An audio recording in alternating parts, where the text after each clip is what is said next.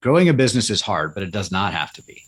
Once a week, we take a break from the hustle and bustle in business to talk about innovations and what's new in the C suite. This is the Fractional C Suite Retreat, and I'm Joseph Frost. Pull up a seat at the fire, grab a drink, smoke a cigar, and just join me as we relax, learn, and get inspired. This retreat is sponsored by Your CMO, helping organizations grow with better marketing strategy. Welcome. I'm very excited about our panel cast today. We got a fun topic and a diverse group. We've got a few CMOs and a fractional sales advisor. And I want to start with you, Raffi. You're our special guest today. Can you give us a 1 minute introduction of your background? And then I want to ask you a question about sales and marketing metrics. Outstanding. Joe, thank you for having me on the call today. And I'll give you a little detail. Raffi Yardemian. My business is called Boston Sales Solutions. I provide service and support as a fractional CRO all over the country. And my organization is powered by Sales Acceleration, which is a partnership that I have. And we have about 215 advisors all over the country that provide fractional CRO services to small and medium-sized companies, probably anywhere between 2 and 3 million and about 50 million in revenue. And my background was 27 years of running sales teams in the corporate world, and more recently, over the last 3 years, under Sales Acceleration with my own practice as a fractional CRO. Excellent. So my first question to you, Rafi, is what do you believe are the most important marketing metrics that impact sales? It's interesting that the evolution of sales and marketing and how they interact has changed so much over the last 10 years. And, it used to be kind of top of the funnel, and then sales would have middle and the bottom of the funnel. And at least what I've observed over the years is with the consumer and their purchasing process being so well educated and want to be more educated, is marketing is probably doing right around about 65% of the sales effort before a client wants to talk to a salesperson. So the sales efforts are your drip campaigns, your outreach, and all of those components. But there really are elements where marketing influence has taken where the sale used to be kind of top of the funnel. If you broke down the funnel, you had, the MQLs would come in here, and then salespeople would get engaged to try and move it down the funnel further. And the dynamic has changed so much where the client may have 10 or 12 touches before they ever want to talk to a human individual and a salesperson like the folks that I represent.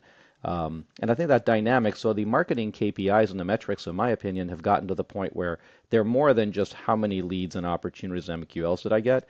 There might be specifically on conversion rates. Do we have the right ICP? Did the MQLs that we bring in convert to SQLs at what threshold? So I'm noticing that at least across my client base, and what I notice is probably further down in the funnel, probably midway through, if not closer to the bottom part of the funnel than it was before. Great. And Jay, I want to lead with you next. I know you're one of the founders of Your CMO, and we've been very fundamental with our approach to measuring metrics that matter and aligning with sales. What would you say are one or two of the most important metrics in your mind from a marketing perspective? I think high level, the aligning to how much we're spending on each tactic versus its productivity.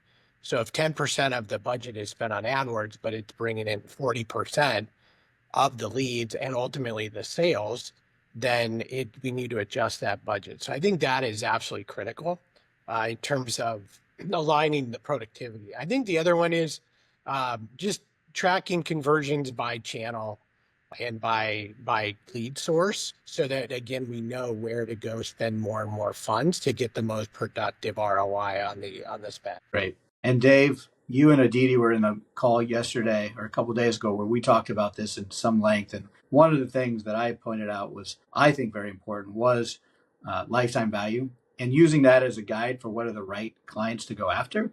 What are some of the metrics that you think are important? You had brought up some ideas that I think were very important to share today. Dave? Oh, yeah.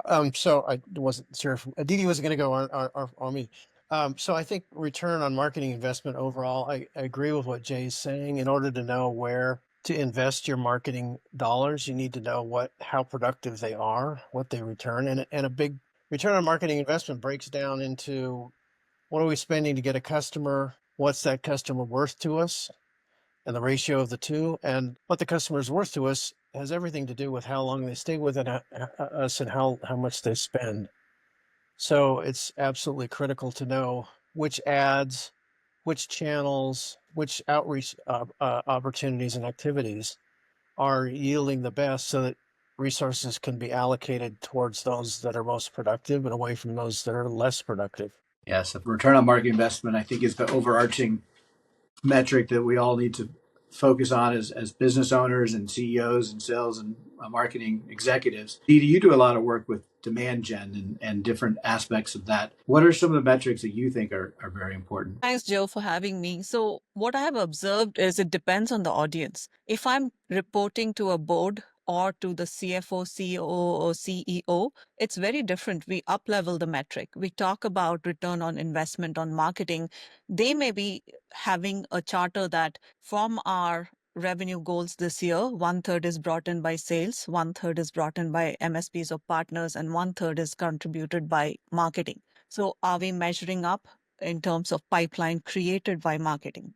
Now, there are nuances here, like is it marketing originated or is marketing playing an assist in influencing existing cross-sell upsells or lifetime value or accelerating the deal or increasing the deal size or other metrics? But let's say within marketing, if you're having a discussion, a CMO does, as a fractional CMO, I do want to know that, hey, which of my channels, if I'm playing an integrated campaign, is bringing in the best bang for the buck?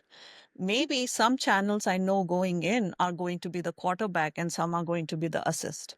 But you cannot expect the same amount of conversion rate for the first touch versus last touch attribution from SEO versus, let's say, email marketing. So going in, you do know that we are going to get different returns, but you want to distribute your marketing budget in terms of what is driving results.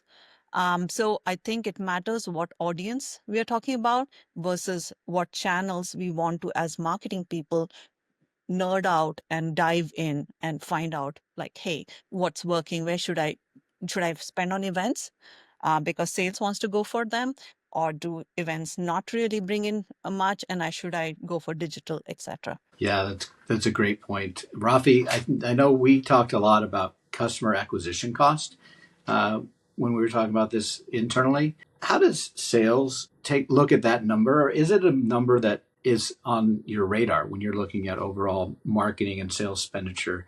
Do you take a look at customer acquisition costs by channel or at all? Absolutely. I mean, there's such close synergies between the sales and marketing organization that I think a lot of companies now, there's one budget, right? They used to be just a separate marketing and sales budget. And I'm noticing in some organizations, the CRO has X budget. Marketing and sales is incorporated in there. So if you're a sales leader, let's say you're the VP of sales, the more bang you can get for your buck and the lower cost of acquisition or the more productivity you've got in trying to get a client in without the high cost associated with it, the more funding there is, or there's more of that budget available for other initiatives, whether it be conferences that you want to go to. And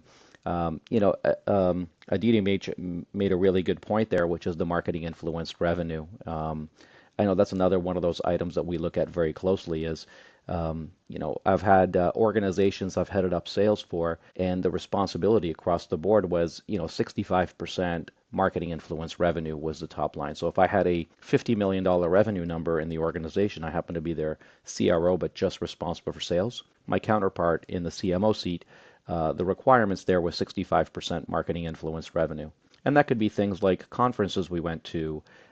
It could be, again, initiatives, SEO, SEM, all of these different things that were initiated by some type of an effort in the marketplace, whereas sales would work on, all right, let's take those marketing qualified leads, get them over the finish line, but also work the cross-sell, upsell, referrals, and all of those components for the other third of the revenue.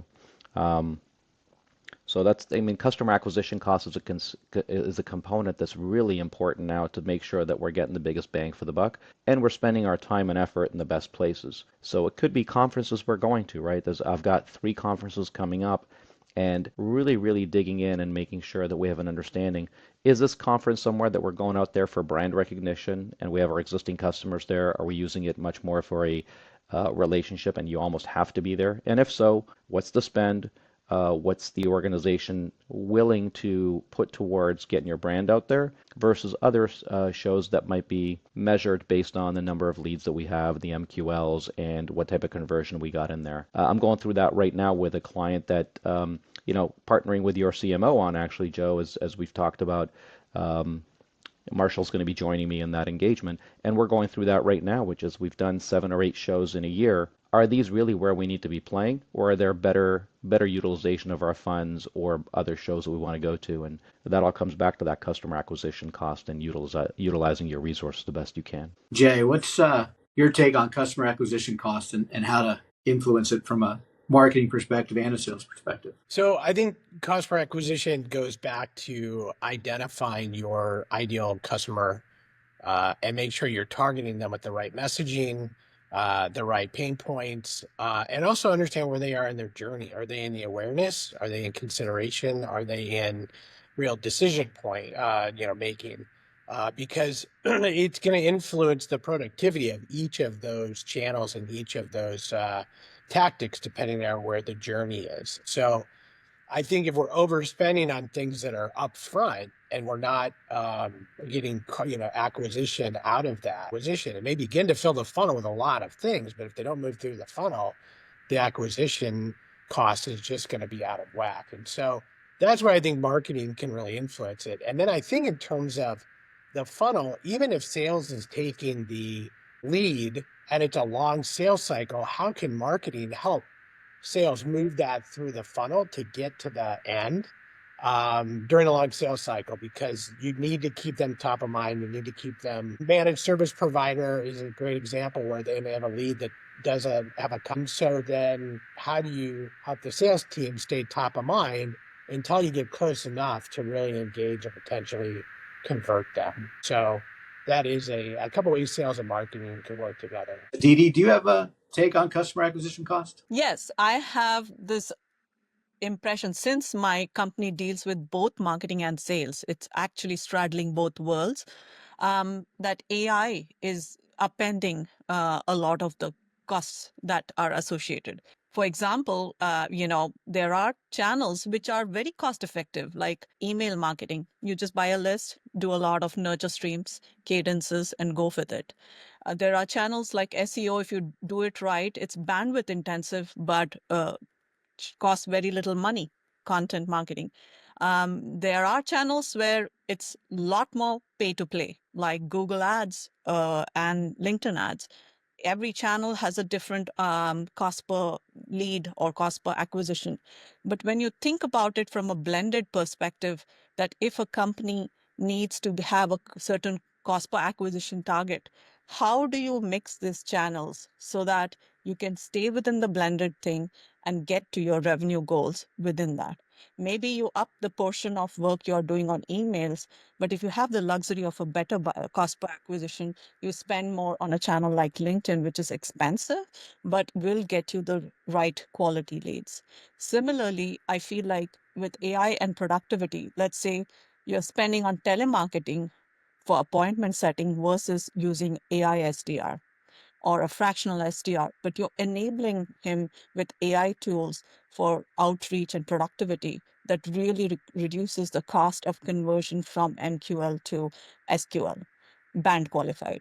So you just have to consider as a mix that you're developing in all the channels you play in, where do you sit as a CMO to meet your CPA goals without compromising on the revenue goals? Sometimes I've seen people so obsessed with the cost per acquisition, they don't spend enough and they end up not meeting their goals. Yeah, I think that's a really good point. Customer acquisition cost is certainly a metric, and it's not necessarily always a metric that you need to minimize. You need to optimize for the actual lifetime value of the client that you're going after. And it's that combination of and relationship between customer acquisition cost and lifetime value that I think sometimes gets missed when executives are taking a look at numbers without kind of peeling back the strategy a little bit. You could spend more on a higher value client, and that's okay if the net return on marketing investment is better. So just looking at it standalone as a number and trying to minimize it isn't always the answer.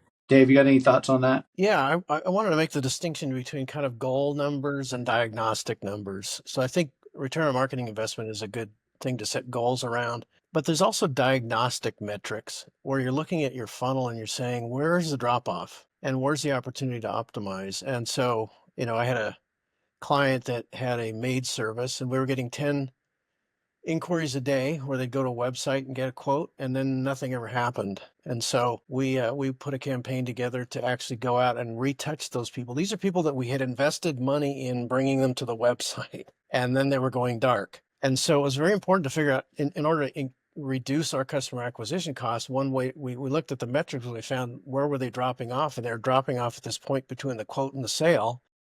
And so we put a campaign together to we actually sent people out and gave them a gift on their porch, and 20% of the people that we touched converted. So we were able to increase or decrease the customer acquisition cost by diagnosing where in the funnel was the drop off and putting campaigns specifically targeted at those people to try to convert them.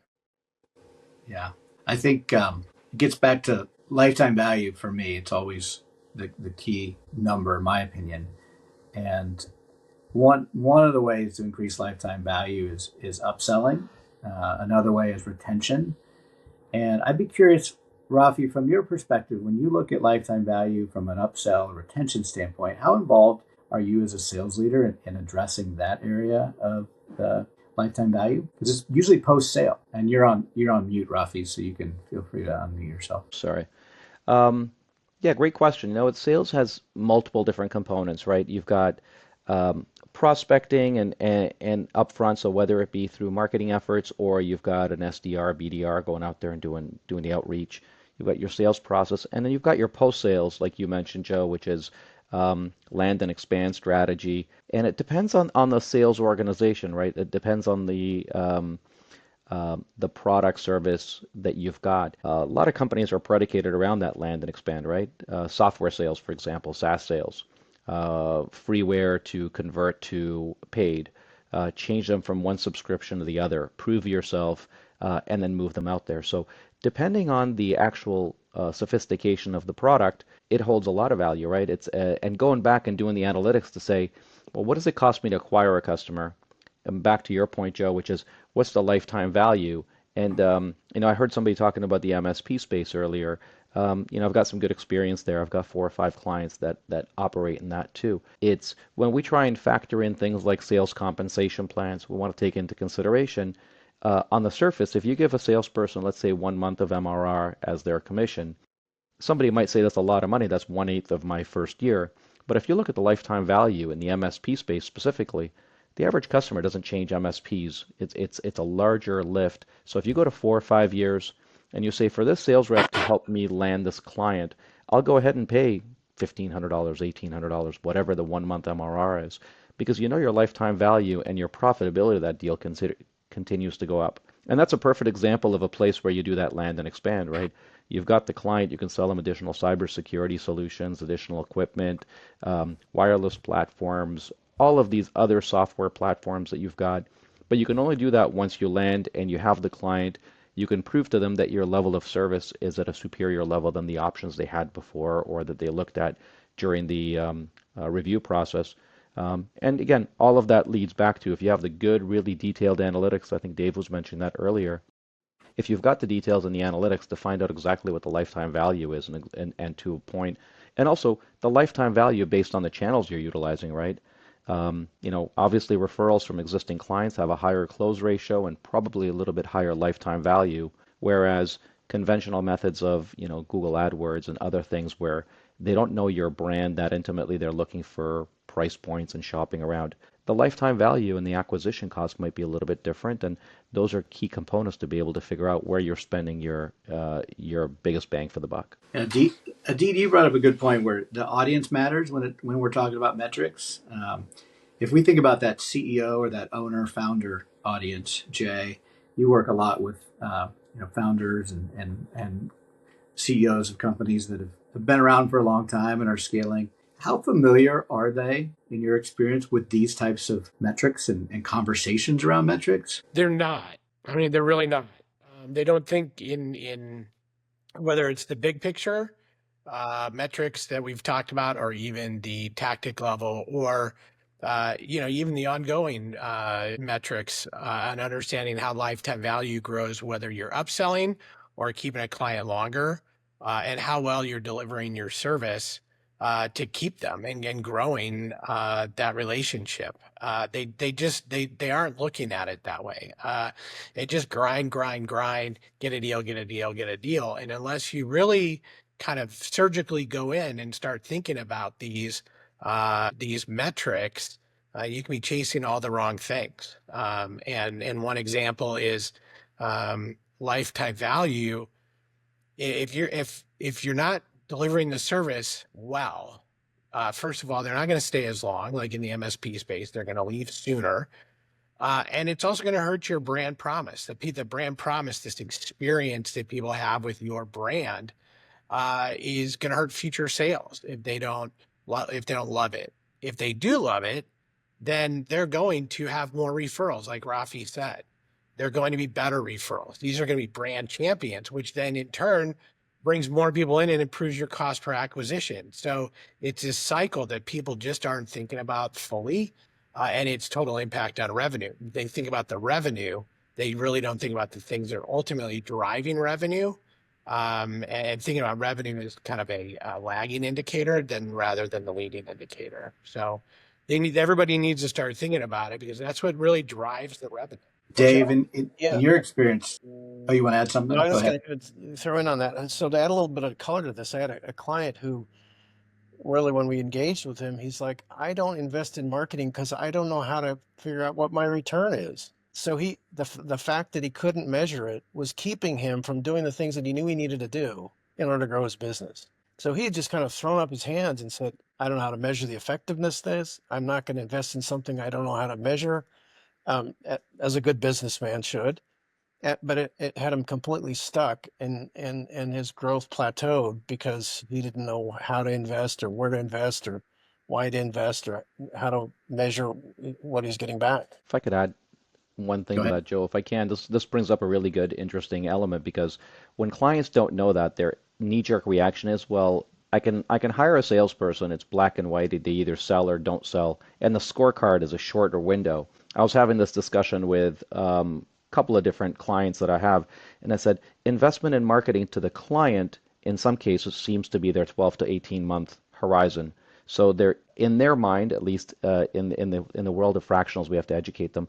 But in the eyes of the small business owner, they look at it and say, if I want to get bang for the buck in this calendar year, I'll hire a body or two. They'll go out there cold call. They might be spraying and praying and doing a lot of other things without a process in place. But in the mind of the client, they're looking at marketing a little bit longer tail. And that's where, again, in the fractional world we're in, and Jay made a really good point earlier when you asked him about what does a small business owner know about this? They don't, because that's probably why they need a lot of us on this call, which is the fractional world, coming in with a plethora of experience in the corporate world or elsewhere, and coming in and saying, hey, listen, you know what? Here's a better investment, or you're putting your money into 8, 9 conferences. That's not lending you to the best bang for your buck or your best long-term client, best lifetime value. Let's go ahead and reallocate this differently. And but Dave's point is very well taken. It's the client's perception that we have to change. Is, oh yeah, this is something I can't measure, or I'm not going to get bang for the buck now. I need to worry about 2025.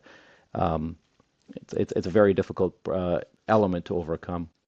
Yeah. Another thing I'd add to this too is that a lot of times agencies are not helping themselves because they will throw. We've all seen these reports that come back from agencies, and they got a lot of numbers on them, and they mean absolutely nothing in terms of. I had a client that was spending, I think it was $12,000 or $18,000 a month on Google ads. This is a business to business, and they couldn't point to a single lead that they could identify came from those ads, and the agency was dumbfounded by my obsession with trying to figure that out, and so they just wanted to, they give you metrics, vanity metrics like impression share and clicks, but at the end of the day, if those clicks don't turn into anything, the money is not well spent. And some agencies really don't understand that. And one of the values of bringing in a professional to manage agencies is to hold them to account, to figure out what are their efforts producing, and how do we optimize that? Dave, to play off that, the other thing is people don't think about it ahead of time. They wait until the results start coming in and then say, "Oh, how do we really measure this?" Rather than during the planning process and say, "How exactly are we going to measure this? Do we have the measurement factors in place, whether it's code on a website or the CRM or whatever the case may be?" So they know that ahead of time. So when they get into it, there's no surprises. A lot of times people will start AdWords and then there's a bunch of surprises. Say, "Oh, my analytics isn't set up right. I can't track my leads on my website. I track the maybe certain conversions, but I can't track the leads or certain things." And then everybody's scrambling. Meanwhile, the budget is ticking away. And so people need to think about all these activities, whether they're sales activities or marketing activities. What are they measuring as the outcome, and make sure that measurement is in place before they start spending.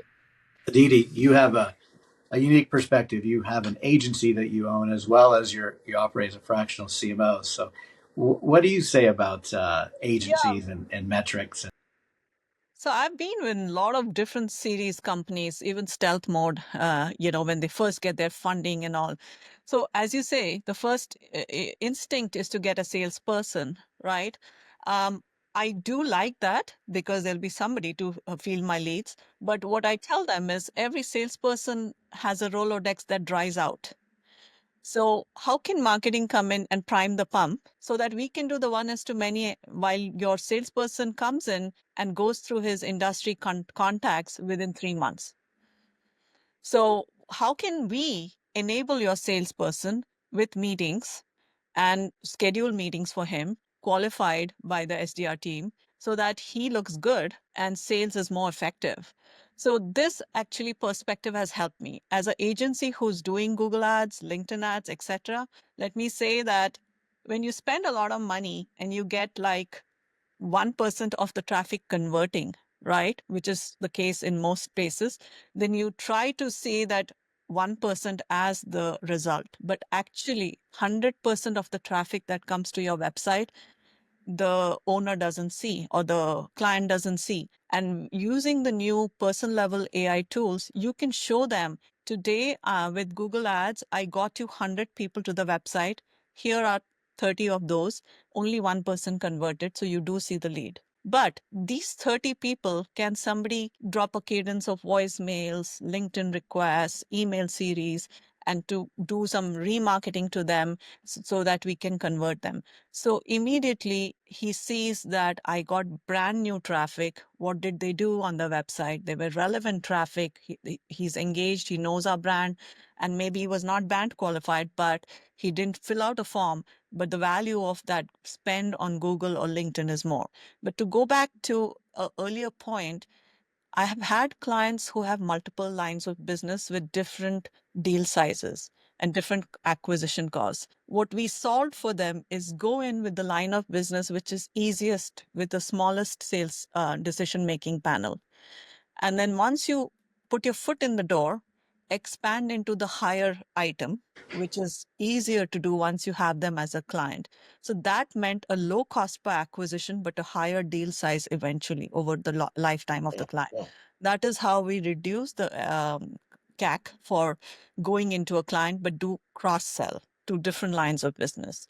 So that was one example. The other example was there is a client who has a product which is very, very commoditized, competing race to the bottom on pricing. Whereas they have a product which is very high value, but high penetration, high panel. So can we afford a higher cost per acquisition and go with the ABM model with those higher deal sizes so that we can do more of a ABM play, more of a personalized approach, because we can afford the luxury of a higher CAC for such deals. So differentiating that strategy helps differentiate the CAC that you're allowed. These are very strategic conversations that, to your point, Jay, most founders and business owners and CEOs, they're sometimes caught up in the moment, and they don't have a chance to step away and think through some of these considerations like we do. I'm curious, Raffi, you're in the chief revenue officer's seat at times and the chief sales officer or VP of sales seat at times. How often are you encountering the same that Jay mentioned? In which capacity? I'm sorry, just to expand The on that. founders or the CEOs just not stepping away and thinking about their business in this manner with these types of metrics and conversations. Interesting. It happens a lot, but quite honestly, at least in my practice, and I know you guys are using it too, but the businesses that I work with, 90% of them are running on EOS. If they've invested in a business operating system like EOS, I'm a huge fan of it. I run my business on EOS. If they're using a tool like EOS, they've got some structure in place and they're actually doing the additional vetting. They've got process and accountability. And I think those work pretty well. So even if the CEO, and maybe that's why it kind of works in my world, the CEO understands that they want to elevate, delegate, and really be able to have the right people in the right seats to be able to execute.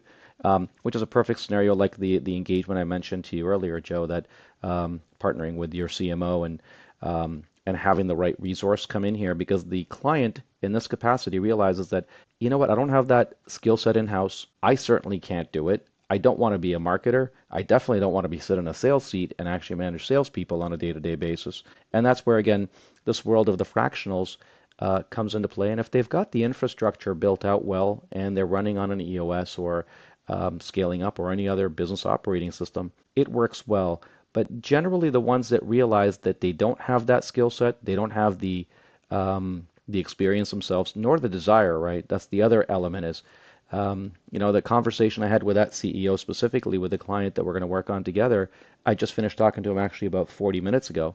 He said, yeah, you know what? I don't have a ton of time, but marketing is a passion of mine. I do want to be a little bit more engaged in the process and how we're going to be able to market new products and services. Not to step on any toes, but I want to be more involved because I think I've got some ideas and recommendations and feedback that I'll bit into it. But he goes, if I had a way to be able to solve this, I would have done it a long time ago. That's why I need to partner with someone to do so. And those are the bright clients that I love working with because they know where their blind spots are and they want to augment it with solutions. If I can add one more bit with Aditi mentioned, which is fielding the leads, and this is kind of that synergy between sales, marketing, fractional sales leadership, fractional marketing. The age-old scenario of, well, I just need to find more leads, right? I need a marketing firm or the salespeople will talk about, help me find some marketing folks, or our CMO has to be able to generate more leads so I can close more deals. And then vice versa, you've got marketing that says, hey, we're generating all these leads and opportunities. I don't have anybody here that can close those deals off. And, it's the chicken or the egg.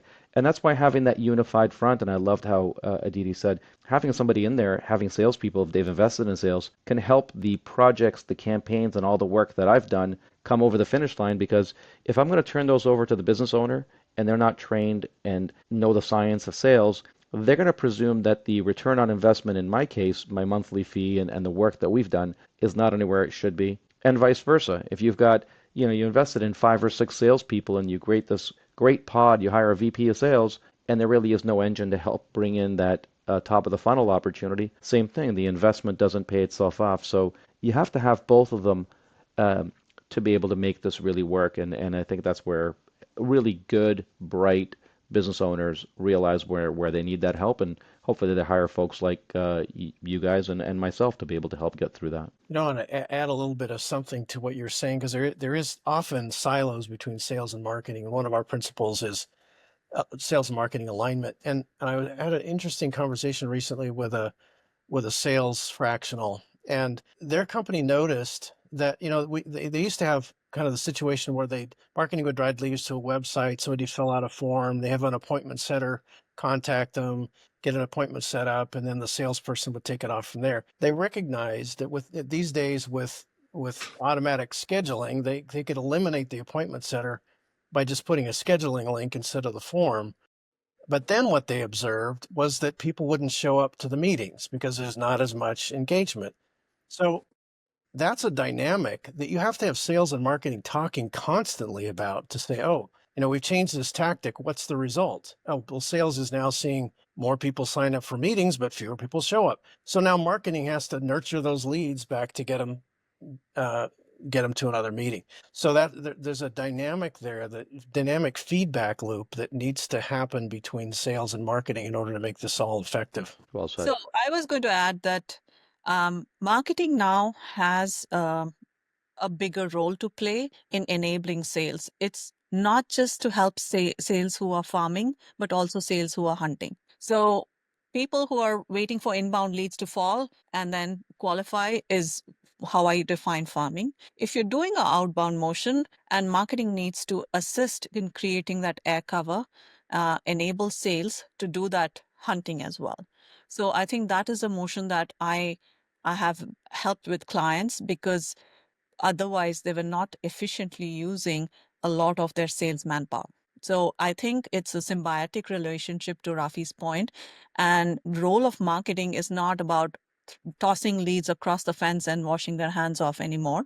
Like, I'm done with my MQL goal. You have to look at the conversion rates at every stage of the funnel, whether it's leads to MQL, MQL to SQO, SQL, and close last one. Because if we can, in marketing, improve the conversion rate at even 3 of these stages by 10% each, or even any of the channels, SEO, paid search, any of those by 10%, I have shown that the compounding effect at the end on the bottom line is more than 20%. So it really moves the needle both for the quarter, also for the long term. Jay, I know you work really well with your sales compadres. Sales gets all the glory, though, right? They close the deal. They get to bring it in and celebrate. And marketing kind of gets forgotten at times. And Ravi, you mentioned aligning sales commissions the right way drives the right type of quality client as well. But we don't ever see much performance-based marketing. There's not a whole lot of that in any industry that I've been encountered with. Why do you think that is, Jay? Well, I mean, I think that if the marketing is not like e-commerce, right, it's all about the transaction and there's really not much of a salesperson there, you can do those types of things.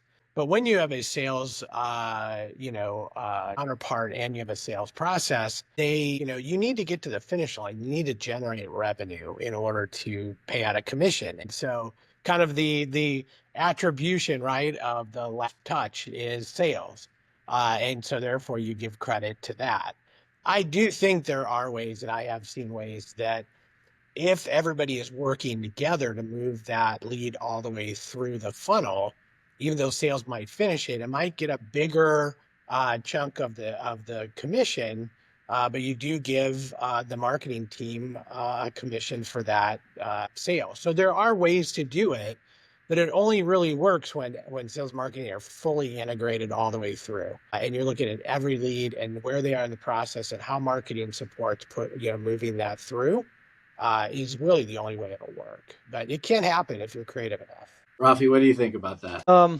There was a little bit of a background noise. Sorry, I missed a portion of what Jay was mentioning there. Can you repeat that question one more time if you can? So sales gets all the glory. It's like the MVP, the quarterback or the running back, and at the end he's writing big checks to his linemen because he appreciates them more than everybody else does. And so I think sometimes sales is like that. Sales is the celebrated as the victor when a new client comes in. But the marketing has been very influential a lot of times. But there's generally not a performance base to the marketing team. And I'm just curious, why do you think that is? Yeah, I think it's historical trends. I mean, I've got 2 clients where, and I'm not a marketer by any means, but just based on convenience, especially if they're running on EOS, I've got a couple of clients that have put me in that seat of sales and marketing and said, hey, we got a marketing manager here. The client that we're starting to work on together is a perfect example. I inherit somebody sitting in a marketing coordinator seat, and I say, all right, what am I going to do with this person? Obviously, selfishly speaking, we're driving a lot of activities towards sales and top of the funnel to help us close more deals. But I remember changing her compensation plan to be directly aligned with the revenue the company has. So if we do really well, high-fiving them and having a common goal between both sales and marketing, I think is and celebrating correctly. If we do really bad, if we don't do really well, I think it should be one of those where we learn together. If we do really well, celebrate really well together too. And I think those two, and again, back to that symbiotic relationship between the groups and how much marketing is doing to influence that revenue, I think it just might be old school thinking rather than what happens in the org. It's interesting. I especially when I'm out there, either somebody wants to get into sales or it's got a little bit of a concern. I'll tell people it's probably the most difficult job there is in some companies is living and breathing and dying in a 30-day window, right? So sales does get a lot of glory. That's the great part of it. But at the same time, you could be out of a job in a 30, 60-day period of time.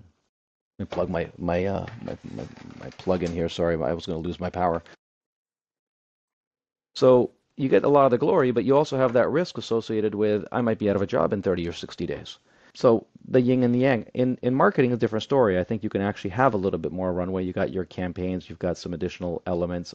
But from a comp standpoint, I think if you align the two compensation plans all directly with, because with the amount of work marketing and sales do together, I think the compensation plans should align, and that should solve a lot of that issue. It's not going to stop the day of the sales rep coming in and hitting that gong and saying, "Look at this big deal I brought in." But and it's not just marketing behind the scenes. You've got the operation folks, the account managers that kept the relationship going. All of these people in the ecosystem saying, "All right, great that you get all the kudos here, but how about the rest of us that helped you make this work?"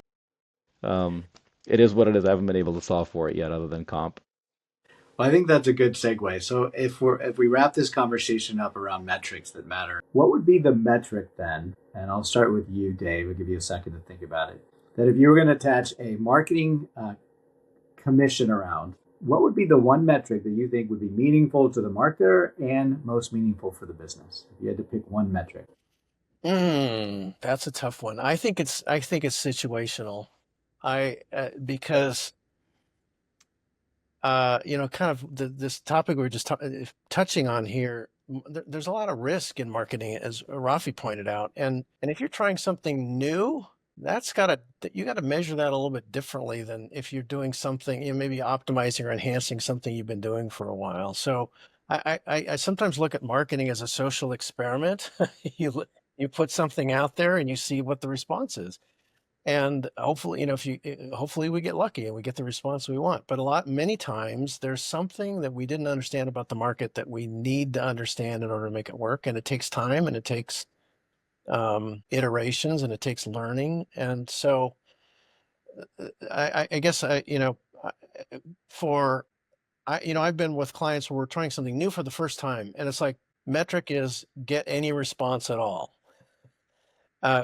Get something to respond to what we're doing. And then there are other things where it's like, okay, now we've got this baseline. We want to improve that baseline. So I guess I'm going to punt and say it's situationally dependent. All right. How about you, Jade? You've got a metric that comes to mind? Profit. Just profitability of the business? Profitability of the business, because I think that gets everybody thinking strategically. Do we have the right offering to the right group at the right price that we're getting at the right time, that we acquire, we give them an amazing brand experience, and the cost of service is not super high because, again, the product's right, we have the right customer brought in, all the way through, and that is going to generate a more profitable business for the company, and that everybody should share in that. And acquiring and keeping customers long term is going to grow profit. That's what everybody should be compensated on, with maybe a little kicker to the sales team because they are grinding through to get it to close. I do see that. How about you, Aditi? Pipeline. Pipeline from marketing, whether it's directly from marketing or they have helped acquire partners who are then, bringing deals to the table, influencing cross-sell, upsell pipelines. Please note I said pipeline, not revenue, because revenue is when has the dependency of how well sales can close that pipeline. But if it's a qualified SQO that sales has put in an opportunity, that means they have vetted the lead, they've vetted the opportunity, they do think it's a good opportunity, they put a dollar sign to it, and then it doesn't close. I don't think marketing can be, there's so many factors even beyond sales there. It can be market conditions, macroeconomics, competitor bids, etc. But I think marketing can definitely carry a quote, and I have done I have done compensations based on quotas, carried quota like sales. So I think pipeline is where I would commit to. And having carried quota, I say, let sales have the glory. It's no fun. Yes. Rafi, if you had to pick a metric for marketing that you would compensate on, one metric, what would it be? Selfishly speaking, it's interesting. There's a couple of different answers. I agree with what Jay said on profitability. I had a different number, but obviously profitability kind of swayed me there. Aditi, I agreed with almost everything we had going on. This is the only one I'll probably sway a little bit to the left here, where I feel like revenue is the number to be able to manage against. And the reason I feel that way is back to, again, chicken or the egg at the end of the day, with all six of us on this call, all five of us plus Suraj, we're measured on top of the line revenue, right? So usually I did one of these conversations recently with a fractional CFO organization, speaking to them about what we do. And trying to help somebody explain what they do on sales and marketing is interesting. And I say, all right, think of it this way, fractional CFO. You can pull so many different levers. You can reduce the spend on marketing. You can do a lot of different things and reduce cost and be able to get anything below this line. What you can't do is generate that revenue, right? All of the different funding and initiatives the company wants to do. They want to go to trade shows. They want to go to ski events, you name it. So what we can do is generate that part of it. That's an area is outside of your purview. So the way I look at it is with sales and marketing, where it's revenue-based organization. Revenue is the scorecard, right? You can go to a hockey game and lose the game 4-2, but say, yeah, you know what? I saved 52 shots. I'm the goalie.